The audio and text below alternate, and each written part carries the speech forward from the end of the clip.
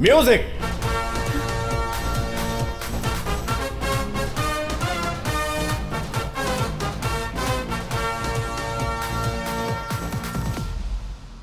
चले?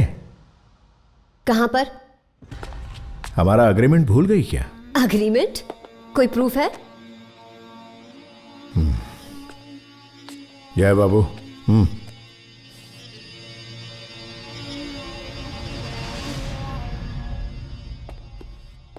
बंजारा हिल्स में वो जो विवादित जमीन है ने, जिसका मालिक अमेरिका में रहता है, सीता मैडम ने 50 करोड़ में वो जगह खरीद ली है। आधी रकम तो उन्होंने वो अपना मारवाड़ी सेठ चंदूलाल है ने, उससे ली है। लेकिन अब बस्ती के लोग वहां से निकलने को तैयार ही नहीं है। अब आपको उन लोगों को वहां से निकाल कर साइड को खाली करवाना होगा। अगर आपको डील ओके है तो मेरा ब्रोकरेज 2% होगा।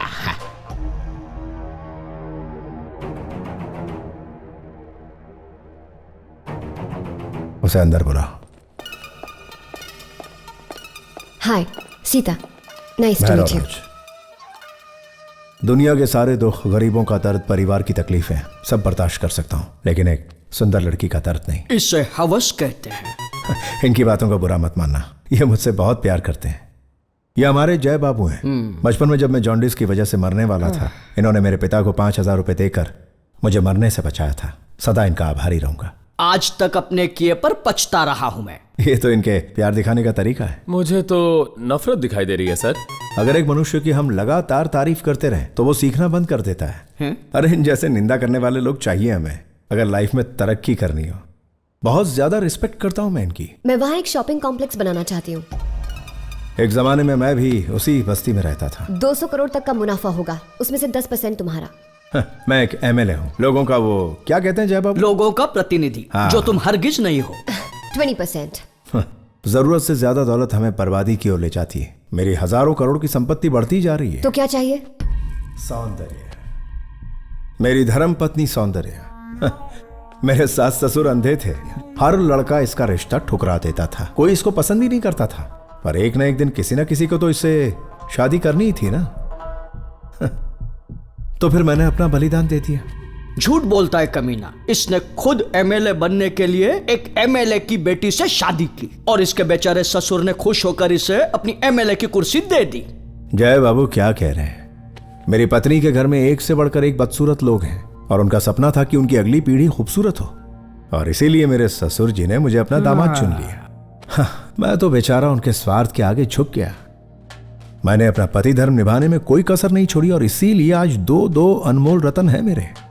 लेकिन मेरे इस प्यासे दिल को हमेशा से बस आप जैसी खूबसूरत परी की तलाश थी। इसकी नीच सोच को मेरा प्रणाम।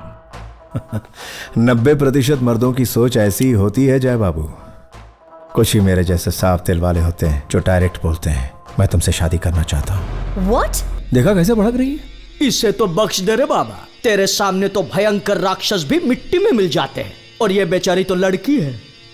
करेक्ट, तुम एक हसीन लड़की हो और मैं तुम्हारी मदद करूंगा, लेकिन बदले में तुम्हें भी मेरी मदद करनी पड़ेगी मुझसे शादी करके। ये शादी, कस्में, वादे, ऑल दिस नॉनसेंस मुझसे वर्कआउट नहीं होगा। तो चलो बिना किसी रिश्ते के साथ में रह लेते हैं।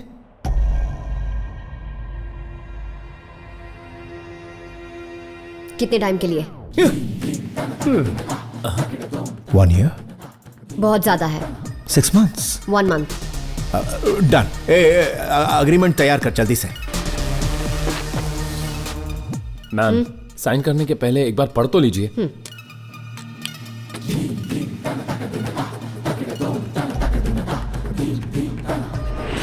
हाँ, साइन किया तो मतलब तुम मान गई थी? तुम जैसा भोंदू MLA कैसे बन गया? भोंदू? और ये भोंदू है या नहीं इस पर हम बाद में चर्चा करेंगे। अभी तुम डील की बात करो। उस वक्त मैंने डॉक्यूमेंट पढ़ा था क्या? तो क्या, उस पर साइन तो तुमने ही किया था ना? एक लड़की ने MLA से मदद मांगी और उसने फायदा उठाकर एक डॉक्यूमेंट साइन करवा लिया, और इस सब में उसकी बुढ़ी बीवी ने उसका साथ दिया। क्या कह रही हो? तुम किसे धमका रही हो? जिसने तुम्हारा काम करके दिया? हाँ, तो मांगी थी मैंने मदद, मुझे बस अपना काम निकलवाना था। तुम्हारी कमजोरी का फायदा उठाया। बिजनेस में ये बहुत कॉमन है, जाओ यहाँ से। मैडम मापुर को मैं हैंडल करता हूँ। सर, कॉम्पनसेशन की रकम बताओ और इस मैटर को यहीं खत्म करो। अरे मैंने तो इसे डबल ऑफर दिया था, लेकिन इसके पास तो हजारों करोड़ों की जायदाद है। बहुत बड़ा आदमी है ये। सही कहा ना सर? बाप रे बाप, ये तो डमरू की तरह बजा रही है। तुझसे भी ज्यादा शानी निकली। है चुप। यह सब नाटक बंद करो। इस पर तुमने साइन किए हैं। अब चलो, मेरा दिमाग मत खिसकाओ। बाहर में गया एग्रीमेंट। जानते हो ये क्या है? ये है तुम्हारी पार्टी का इलेक्शन मैनिफेस्टो। तुमने इनमें से 2 वादे तक पूरे नहीं किए। अपने लाखों वोटर्स को दिन दहाड़े धोखा दिया है तुमने। अब एक मासूम लड़की से जबरदस्ती भी कर रहे हो। एग्रीमेंट गया तेल लेने रे, इसको अपनी पार्टी में शामिल कर लेते हैं।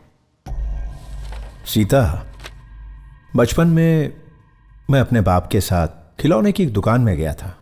वहां मुझे खिलौना भाग गया। मैंने अपने बाप से कहा मुझे वो लेकर दो। उन्होंने कहा नहीं, बहुत महंगा है। दुकानदार ने कीमत कम करने से मना कर दिया। और क्या है ना, मुझे तो वो खिलौना चाहिए था। उसी रात को वो दुकान चलकर खाक हो गई, उस दुकानदार के साथ। लेकिन उसी आग में मेरा बाप भी चल बसा। आज पापा की बहुत याद आती है मुझे। कुछ पाने के लिए मैं अपनों की भी बलि चढ़ा सकता हूं, लेकिन वो खिलौना मुझे मिल ही गया। जैसे तुम भी मिलोगी, शानदार जरी की साड़ी में, सर पर लाल बिंदी, मोगरे का कचरा बालों में, परी की तरह। I love you.